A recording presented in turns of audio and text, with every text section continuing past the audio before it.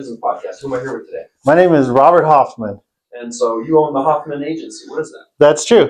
It's an insurance agency, and it's a farmer's insurance agency. We're here in Enchanted Hills, Rio Rancho, and we do home, commercial, auto, life, pretty much any kind of insurance except for individual health insurance.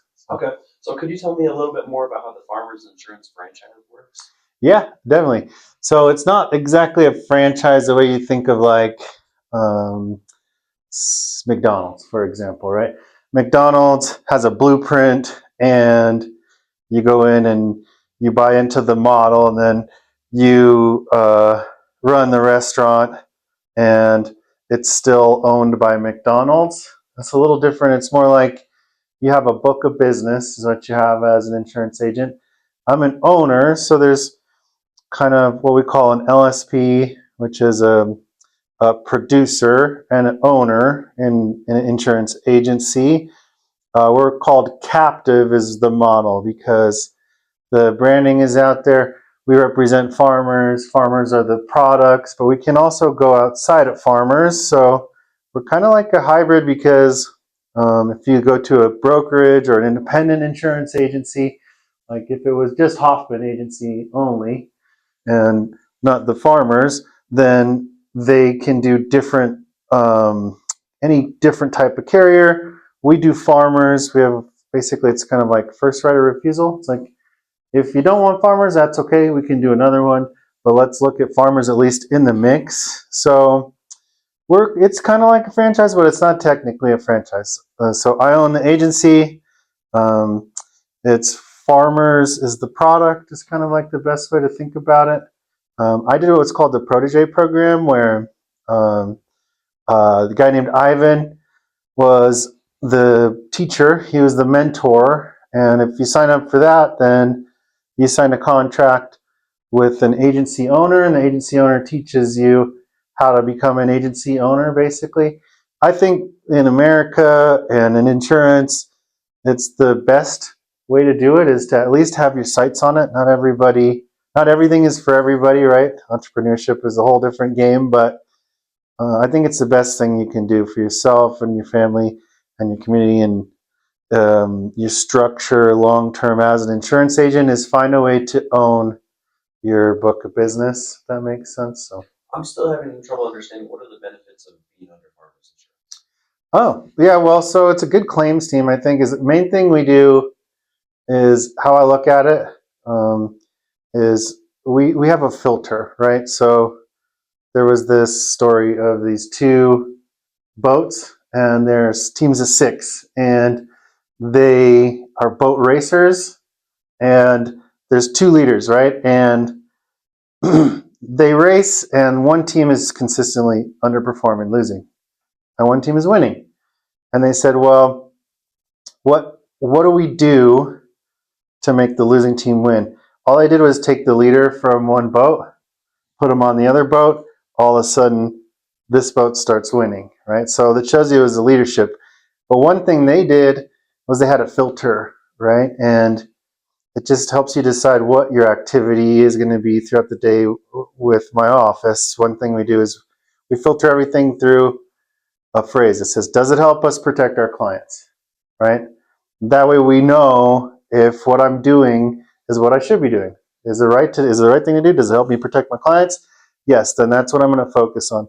With the boat, they said, does it help us make the boat go faster? And that way, like, well, if one of them wanted to get good at basketball or one of them wanted to go out and party, they know that they shouldn't be doing that. They should be rowing or practicing, getting better at making the boat go faster. Long story short, like the does it help us protect our clients? What you want as an insurance agent, me personally more than anything, is to be able to sleep at night knowing that I've protected people properly, right? That there's no mistakes on their insurance policy. When do you find out that an insurance policy is bad? It's not until it's too late and something's not covered. So it's the last thing you would want is for someone to sell you something and find out something's not covered. So you need to educate your clients and the claims team when it comes time, when someone's house burns down or they get in a car accident or they have a lawsuit or something bad happens.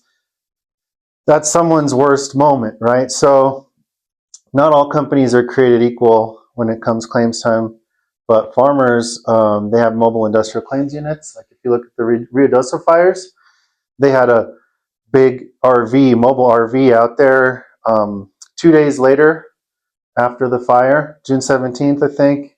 Don't quote me on that. June 19th, the the mobile industrial claims unit was out at Roswell at the convention center. They set up tarps. They start wiring money into the people's accounts to help them get back on their feet for their food, clothes, place to stay, the stuff that they need right then and there. And they're out there with basically a military industrial plan to take care of people, right? So it's a big company. It's owned by Zurich, which is a Swiss insurance company. And it allows us to have all the resources, that are behind the brand, basically. So what I understood is you're just saying it adds an extra layer of leadership and protection for your clients. 100%. Yeah, it's a trusted brand. So there's a couple of ways to get into insurance. The first thing you need to do is get an insurance license. Then you can start selling insurance, right? And then if you want to own an insurance agency, I recommend learning, or at least come in with some business acumen, like with a plan, a good plan. Don't just jump into it. You need to be prepared. But then you go into ownership. There's a couple of paths. There's captive, which is like Farmers Insurance is a captive role. They support you with branding, I think, and marketing is the number one. But then they help you. I have a district manager. I have a whole team at the district office. Right now I have a staff member that the district is training full time, and he has access to all their resources. So we're kind of like a team. Whereas if you're an independent agency, it's like you figure everything else out on your own. You make your relationships with the insurance companies, but you're kind of more of a go between the companies than us, right? So in order to have like most of the suite of products that they have, that Farmers has, most importantly, my favorite one is for real estate. So people who own condos or multiplexes or strip malls or buildings, commercial real estate, Farmers has pretty much the best insurance for that. And if you're an independent, you have access to some of the proliferary side products that we have different channels. But you pretty much have to be a farmer's agent to have the farmer's suite of insurance products. So you does that answer your question? Sorry. Did you start out as an insurance broker? Not exactly. I started out as a protege agent is what I did. So I started out with somebody who was a farmer's agent. And so that's what you call them, agents. Yeah, agent. I mean, a broker. So I don't charge broker fees personally at this office. So a broker, if you think about it, what is a broker? I think of like broker and dealer, right? Like a dealer buys things, they own them, and then they sell from their own inventory. So a car dealership, right? Yeah. They buy 5 Toyotas, they sell 5 Toyotas. A broker might go, hey, you're looking for a Ferrari. I don't possess it, but we can get it to you, and I'm going to take a fee, and that's like a broker fee, right? So it's kind of like we have access to, farmers, State Farm, Allstate, Farm Bureau, like the captive companies have direct access to their insurance products. So they're not charging broker fees to place a client with an insurance company. So broker technically means like an independent agent, and I think of it as charging a broker fee to place your client with the insurance carrier. But we're pretty much brokers because we can. I have lots of relationships with other companies, and I can sell things other than farmers. State Farm, for example, they don't have that ability. So I think that's kind of like at least the way I see the difference between being a broker. Yeah, as a protege agent, then an agent, same thing. But it's all really similar what people do. I think at least in the first few years or when they're starting, I have no idea what it's like to own an insurance carrier, but I've met people that, actually they own the carrier that's actually paying the claims. And the some models are a little different, but farmers agents, they're not actually paying the claims. The carrier is paying the claims, right? So they're receiving the premiums. So your monthly payments are going to the carrier. And then if there's a problem, the carrier is paying the claims. And then the agents and the staff get paid on commission. So a percentage of the premium is how you get paid in insurance. So just getting licensed and learning how to um, sell insurance and earn insurance commission it's all pretty much, that's how it's done. You know what I mean? Yeah. Like most roles. Would you say being a insurance agent is an oversaturated Ooh, that's a good question. I don't think so, because it's competitive in, I guess it depends on how you think of it. So let me ask you this, like, what do you think are a couple industries that have high turnover rates in terms of success and failure? market? I'd say junk removal. Junk Junk removal? removal is extremely competitive. Anyone Yeah. with a truck and or trailer can start calling themselves. Can a get junk removal started. guy, and I have a lot of competition. Yeah, and that's what you do, right? Yeah. Yeah, so I can relate to that. Like, Here, let me add on real quick. yeah, I differentiate myself by delivering the most quality service. That's who we are. We try to make the process from you calling us to us completing the job as smooth as possible. Like white glove service, just as much as we can. yeah. I mean, you're super friendly, man. We just met yesterday. It's exciting to like see how um, one, flexible, and two, like you're on top of it. You can tell when people know what they're doing, they care what they're doing, and they do something right away. I think that's going to really pay off no matter what you do. Like, as an insurance agent, I think it's a tough question because I don't really think it's oversaturated. I think it's highly competitive. Yeah, just like you said, anyone with an insurance license, once you get an insurance license, you know, that you can start selling insurance. And but here's the thing: is everybody has insurance, right?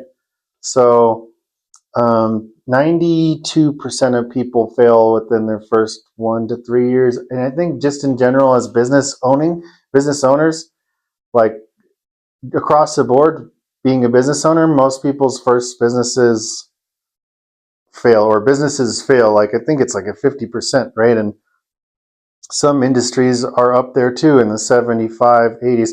So for me, it's like, well, I wasn't intimidated by learning that before I started, because it's like, well, what do I need to do what those 8% of people are doing? There's a guy named Cody Askins, and he does insurance conventions, and he teaches people how to do insurance. And when I first started, I just went on Google. I was like, how do you sell insurance?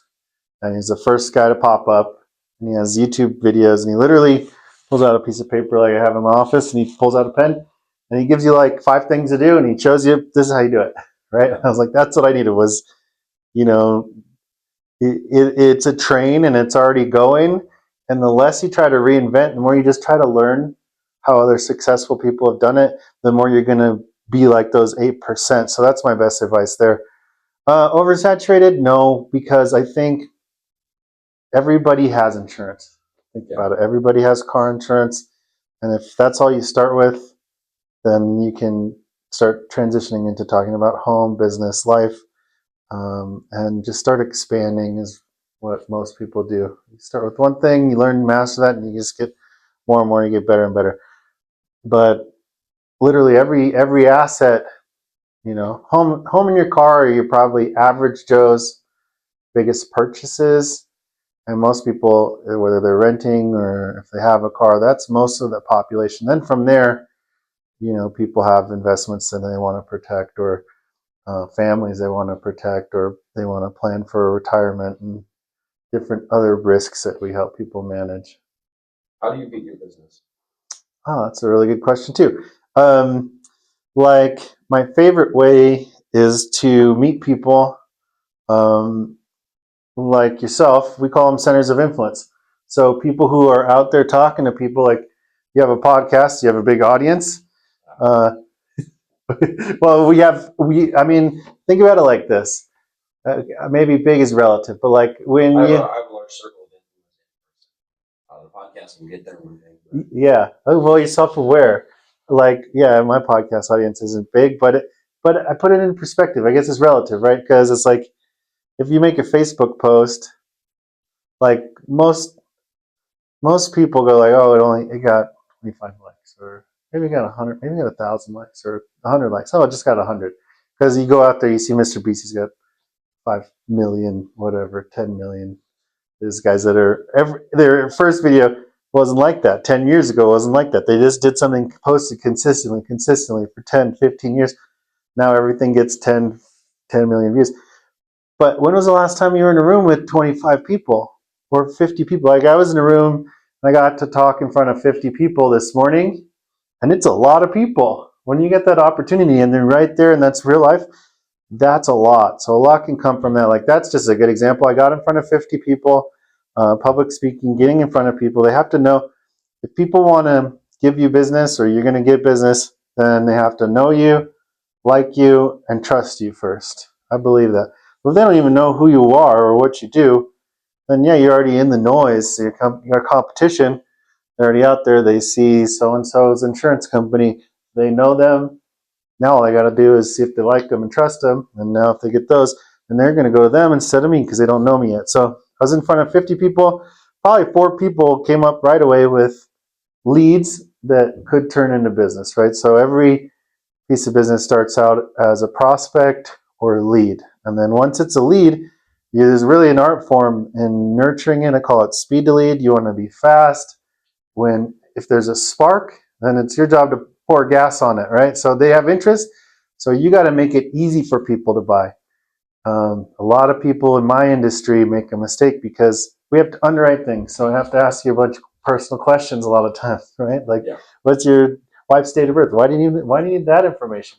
Oh, it's a 2025 Mazda 6, right? How do you know that, right? So I got to have the right information to finish out an insurance policy. And a lot of insurance agents make a mistake of being in their own way in terms of being argumentative instead of conversational, relaxed, setting people at ease, and getting them from that point where there's a level of interest to actually getting to some place where you can have a conversation about their risks. So, and getting in front of people, business owners, like meeting you, and then if you tell one person, imagine you went and said, "Hey, I had a good conversation with an insurance agent. He seems like a pretty good guy. See if he can give you a quote." Now, if you talk to 40 people, or if there's other people and they're talking to 40 people, I create relationships with the centers of influence. The centers of influence, they recommend our business, and that's the best way overall, period. Because even if you're just one person and you can get 5 or 6 people to send you weekly business, now all the work of cold calling goes away. But everywhere that's possible. So referrals, people telling you, centers of influence sending you referrals, leads. In our industry, we buy leads, insurance leads. It's not a secret. People go online, they type in, "I would like an insurance quote," right? Sends it off. We get the piece of information. We call them. That's as cold as a cold call that we really make. A lot of people call it cold calling that I work with. I'm like, "You're crazy, man. Cold calling is when you pull out a phone book and you just start calling people that had never requested an insurance quote." These are people that have requested insurance quotes. So that's as cold as it gets. So, but if you look at it as a percentage, maybe 6%, we close maybe 6% of those deals, which means we got to call 100 people or get 100 leads, buy 100 leads, $6 a piece, spend $600 just to close 6%, to close 6 deals. Whereas if it's a friend, someone from my personal professional network, center of influence, or referral, we're closing up to like 60 or in the high 60s or maybe even more percent. So it's 10 times more of a conversion rate. yeah. So are you a big fan of the networking groups? Yeah. Oh, yeah. Tell me what groups you're a part of. Just Fundaxi at the moment, but I've been a part of the Rio Rancho Chamber of Commerce, the Hispanic Chamber of Commerce. The Albuquerque Hispanic Chamber of Commerce has awesome events. Same with the Rio Rancho Chamber of Commerce. I know a lot of those. I was telling you about it's called the Visionaries Breakfast. It's at the Fairwinds. It's not too far from here. And a lot of, Albuquerque has a lot of networking. Santa Fe yeah. has a decent amount, but I'm surprised. I could probably spend like 16 hours a day, 7 days a week just at networking. You said you had a full day of networking today, right? Yeah. I go to BNI. I was just visiting BNI, Fondaxi, Roadrunner, all great networking groups. Cool. I would highly recommend to anyone. In my New Mexico businessdirectory.com website, you can go to the events tab, and in Santa Fe and Albuquerque, it shows you all the events you can go to. So if you want to go to the same events I'm going to leverage the same networks I'm using, you can do that. That's awesome. That's really helpful to be open about your connections and what's helping you. And yeah, I don't know. For me personally, it's a dance between the time and the money and the staff. I I find that, like, definitely now, when I first started, I didn't really have a choice. If a staff member was going to work out, great. And if they weren't productive, then I'd have to let them go. And now I find myself more like, oh, I'm going to do everything I can to try to make this person successful. So a lot of my time and energy has been trying to make sure my staff are successful. Recently, I graduated a protege. So I went from being a protege to learning how to own a business to being a protege mentor. And now I can teach people how to own insurance agencies. And I graduated one recently, and it's been really fulfilling to see what opportunities open up. Have you thought about putting any of your employees in different seats in like BNI or network groups? Oh, yeah, that's a good question. I think you would have a lot of success in specifically BNI. Yeah, that's a good idea. Yeah, I've contemplated BNI. I was invited to the BNI and just been really busy. Like, I bought a house recently. I did I passed my Series 6 exam, my Series 63 exam, and my SIE exam. Things? Yeah, so they're securities things that also cross over into insurance. So retirement planning basically is what it is. So I'm doing my credentialing to become an investment representative. So I've been busy with that, busy buying the house, busy with helping the staff. But Grace, she goes to West Side Green. So it's exactly like you're saying, placed her over there. There's a Fondaxi. Yeah, it's one of the chapters is what they call them. Fondaxi is not There's 4 different parts. Yeah, Fundaxi is like networking where it's an exclusive networking opportunity. I'm the president of Bernalillo Blue. That's how we met at the range. And then I noticed there was no insurance agent in the green chapter. So yeah, we represent both blue and green Fundaxi. The best part about Fundaxi is when you exchange business, then you write a check to a charity. So that's my favorite part is the giving back. Yeah, so just like we were talking about a center of influence sending you a piece of business. If you send someone a referral, you're familiar with BNI, the way you do it. If you get a referral, you gain business. Then, according to the pledge, you're obligated to write a check. So then we have a list of charities. The client, this is interesting. I've never heard of any other model like that. Then the client picks the charity. So my customer says, well, I would like it to go to the Rio Rancho, what are they called? The children's choir, for example, or something from the list of charities. There's hundreds of them. Yeah. BNI, you have a certain level of expectation to help out the nonprofit in your group. So there's a little bit of that. Yeah, I didn't know is it like one nonprofit or there's a one free nonprofit. Oh, it's free. I didn't hear anything about it in my Santa Fe group, but as I was visiting one of the bigger ones, I had another member telling me about how they support the nonprofits. That's awesome. Yeah. So tell me more about you. You got a junk removal business and your business listing website, New Mexico business. What's it called? New Mexico Business. New Mexico Business Directory. Yeah. Do you have anything else going on? Those are your main two? So it's just I started the junk removal business a while ago, and as I was running it, I realized all my clients just couldn't So I just wanted to make a database where I can have all them go to. And I'm using my networks to drive all the traffic to it. And I'm also using social medias and that kind of stuff. I'm trying to clip up the podcasts and make those go viral. Yeah. Or at least just slowly build an audience over time. Yeah. So then I can have more influence. So then people can go to my site whenever they need reliable work. Yeah. I think you have a really good big picture thing going on there. It's pretty cool because you have the business directory. Maybe the people involved in the directory, like what I do, is a lot of my clients. I met them on the podcast, or they come on the podcast, right? And then you're giving them value, like you said, running clips of them sharing their business, so people know how to find them. One thing I've been thinking about, there's something called Red Circle, and it connects podcast sponsors with podcasters. And I was like, you have a whole business directory, all those people, like good people to talk to. Maybe they can sponsor your show, or maybe they can come on your show, or maybe all those kinds of things. Yeah. But if people want to find, what are the main categories for the directory? Like, I'd say the main ones are probably trades, plumbing, HVAC, junk removal, landscaping, tree service, all those kind of things. But we did have a little bit of a demand for healthcare services. I have demand from people who wanted to be listed.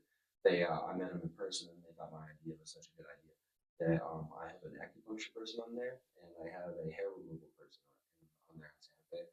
And I think if I had like a masseuse on there, I think they would get some business eventually. Oh yeah, down the road. And we've actually had demand for. I've had people ask me, do I know pet sitters? Okay.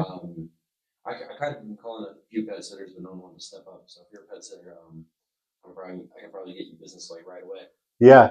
Have you ever gone on the Nextdoor app? Oh yeah. You know what? Because recently, Nextdoor was one of my biggest junk breakers. I've gotten thousands of dollars from Nextdoor. A lot of clients from tons of clients. Just going through and seeing when people need inserts of junk removal. No, I would just post. Oh, you'd post, hey, I have a business. Yeah. Do you need junk removal? I'm not too big on going for people who are asking for stuff because those are the kind of people who usually try to have me down. That's me, I guess. Yeah, no, that makes sense. Well, then that's another part of knowing your business, right? Like, do you want to spend your time on certain types of clients and certain types of people in your niche, and where do they come from? And I keep up pricing sheets so they can immediately know what the realm is what you pricing, and if we're too expensive for them, immediately just says, hey, we're probably not doing business together, and then I just say, hey, have a nice day, and that's I'm not wasting half my time. Yeah. No, that's nice, man. And you're actually doing people a favor when you're not wasting their time. Yeah. Waste both our time. Yeah. Yeah. I needed help getting some of the weeds from my old house out, and leaves, basically bags of leaves. And I just posted some photos of what I needed. And I just put, in search of some help. And then I got like 50 calls and texts. It's crazy. And then over here, I was like, what about a house cleaner or office cleaner? And the same thing, just so many people. Yeah. But I was wondering, you might find, because you can tell too, like some of them are more professional than others. Yeah. And you start to qualify them. And there's reputation. Like I know almost everyone, not almost everyone, but I know a good amount of people, and I will hear about them in time. And I kind of want the influence to try to because I think there's a lot of inefficiency with how work is done. And I think some companies get too much work at one time, and some companies don't get enough. So if I can control that flow of work and maybe just put certain companies in my directory at a certain time, and then because a great company can be a great company, but if they're overbooked 3 weeks out, there's nothing you can do. Yeah, I mean, have you thought about vetting or monitoring the people that are going into the directory, or right now it's just try to grow as fast as can? License, if it's something important, that they're licensed. Like plumbing, definitely. Like anything like that kind of advanced. But like the parking rentals, no, they're not. They're not licensed. You just set up a balloon house in your yard. I don't think it's that big of a deal. But yeah, the acupuncture person definitely. Yeah. Well, that's awesome. When you do junk hauling, do you ever upcycle or sell or go through this stuff, or is it always just like boom, straight to the junkyard? I let my employees keep some of it. I used to keep a lot of it, but you start picking up order after a while, so Yeah. I try not to. Oh, Hopefully that's in a the good point. future, I will be doing such volume where maybe I can start like a whole like side hustle selling stuff.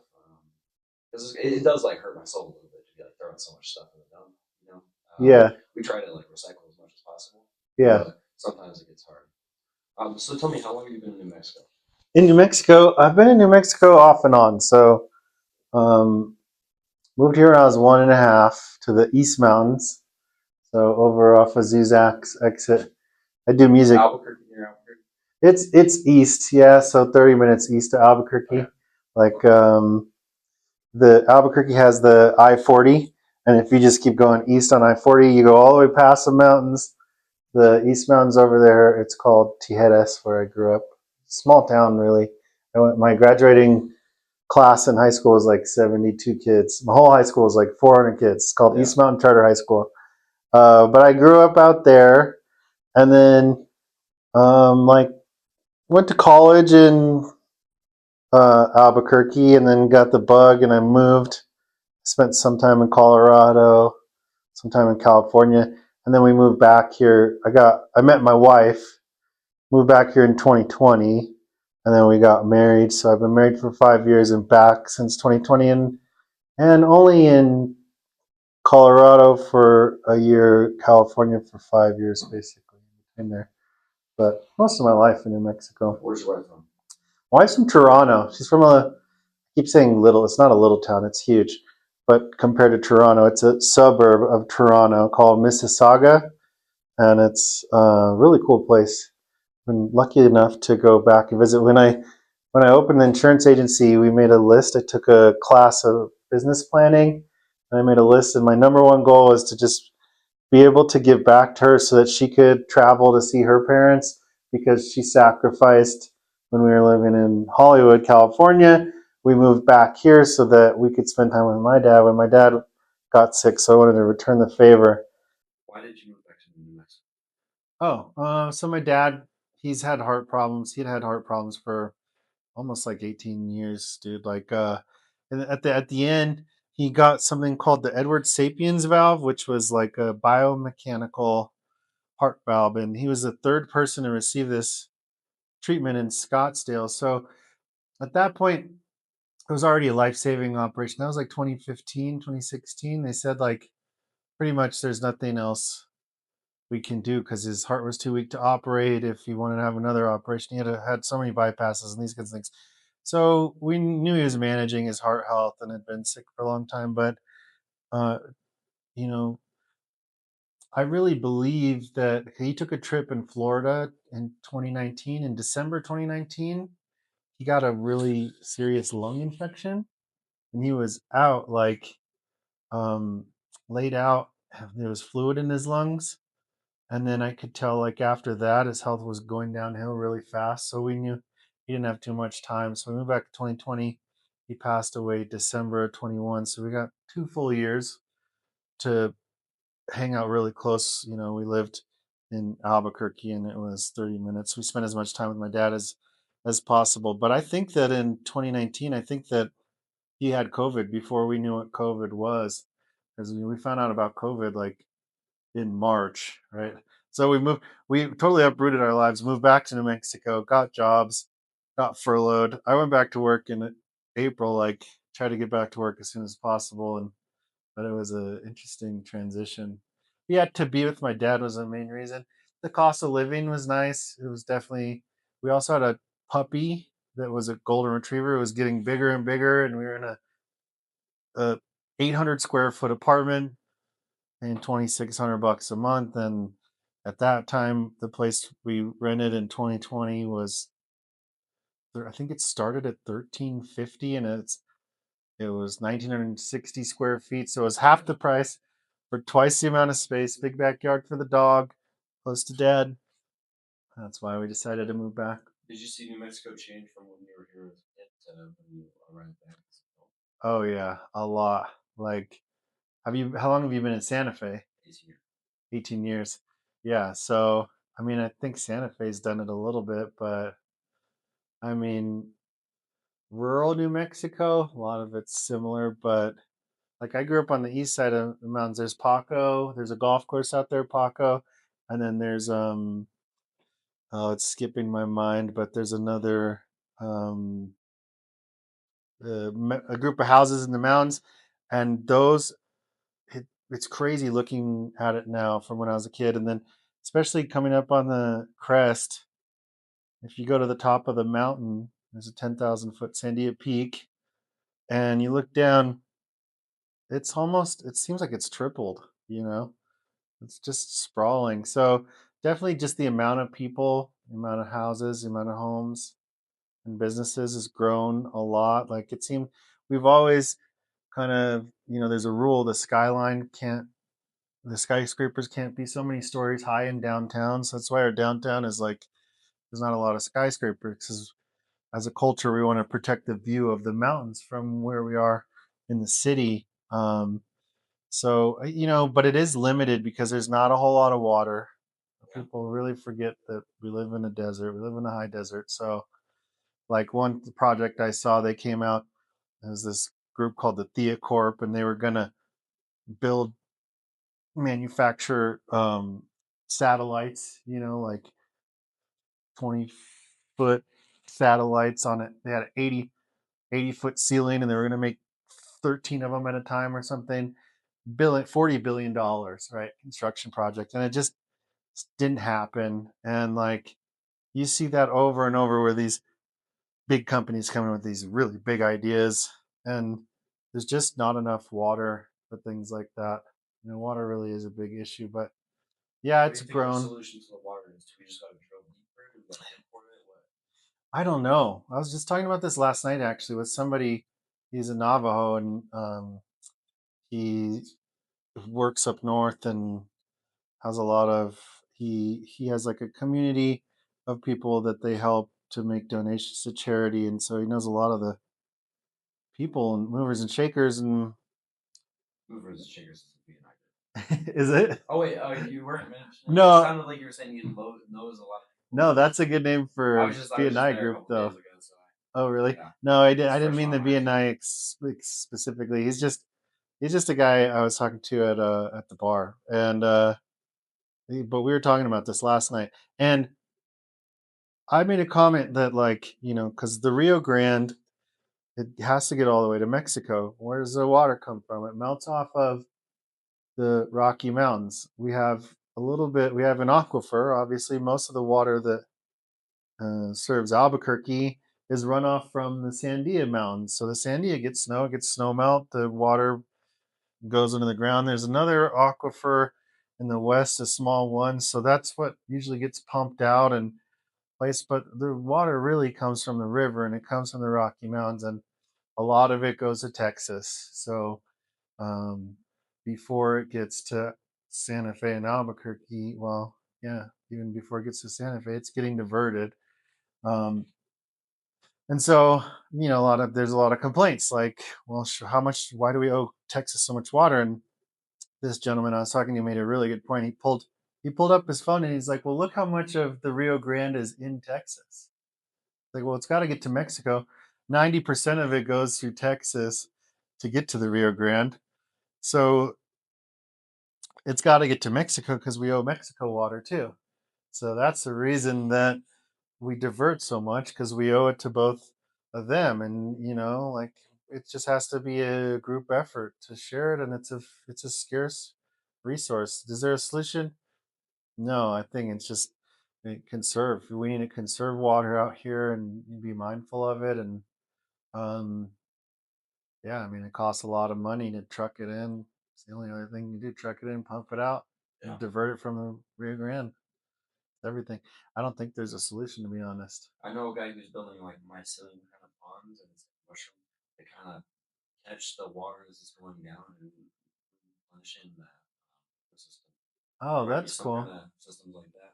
That would be good for landscaping, so Yeah. that you're not losing water, and you could have better Yeah, he landscaping said and it all runs off to somewhere like some ditch or whatever, and doesn't really help anything. But he hmm, said if you can keep it in like capture a it for certain kind of area, farming, you can use or it to feed trees and stuff like that. Yeah, I could imagine for farmers that might be really useful. Yeah. Dude, those ideas, honestly, sometimes the simpler the better. Like, um, man, one of my mentors, his name's Rick. He was telling me about his son. Um, it's like a crazy multimillionaire, super successful business person. I forget all the details, but they invented some better fertilizer, just local here in New Mexico. Like he was like had just had this idea, and then two of their buddies got together, and then it just blew up. Yeah. Do you see any opportunities in New Mexico right now? Opportunities, yeah. I mean, I think obviously most of my perspective is from the insurance perspective. The thing that's most interesting about it to me is like, you know, I can focus on what I want to focus on, and there's a lot of different things. Like, we insure cars, we insure strip malls, we insure tattoo artists, we insure landscapers, plumbers. Like, so I get to learn a lot about other people and other people's worlds. Um, there's a thing called Castilian, and they're gonna be manufacturing missiles, and it's about 20 minutes west of here. We're really far on the north end of town. It's nice because it's not too far from Santa Fe, and it's about the only place that they're building is Rio Rancho West, Albuquerque North Acres, I think is what they call it. A little bit of that towards the north side of the city, but even just where this office is, 550, 528, Bernalillo, Rio Rancho, it's growing a lot. It's about the only place you're seeing new construction because the cost of new construction's high because there's a lot of supply chain issues still from COVID. We're kind of recovering from it, but it's just simple, easier in town where the buildings already exist to just buy an existing building and there's nowhere to build. So out here, it's about the only place you're seeing new buildings and new businesses. So I think that's something to keep an eye on, that project, the Castilian project, because um, we have a friend, he's a land dealer. His name's Connor Haynes. He's come on my podcast before. We talked about the history of Rio Rancho. It's pretty interesting. He was one of the first ones. I think it was the fourth episode, and there's actually a full hour on YouTube of him and I talking. But he's the reason that I've been paying attention to it. He goes over there every day. He says that it's just in full force. Like they have 40 water trucks daily. Like they're full on. They've broken ground. They're building it right now. So that surrounding area, inevitably, there's going to be lots of jobs and money and things happening there. So I think there's going to be opportunity for just about every industry there. I think a lot in Rio Rancho too. A lot of opportunities in Rio Rancho. Um, I think there's an opportunity to clean up Albuquerque and get better at it over time. Like I've seen downtown get a little better. Like it almost feels like before the rapid transit system, like it's almost been 20 years ago now, there was a big change and an update. And think back to when there was like the movie theater and the Tucanos, that era like of downtown, it had cleaned up a little bit. I think there's opportunities to